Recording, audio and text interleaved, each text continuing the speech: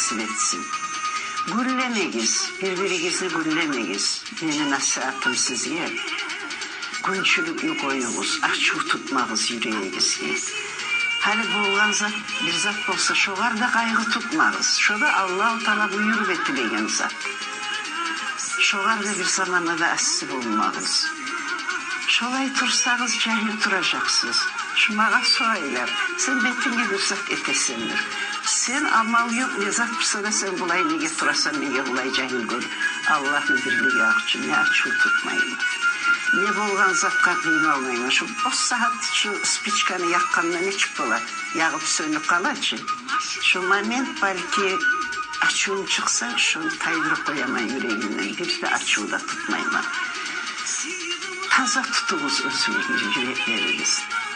Rahmınız da olsun ya Allah. İmanınızdan Allah ayırmasın.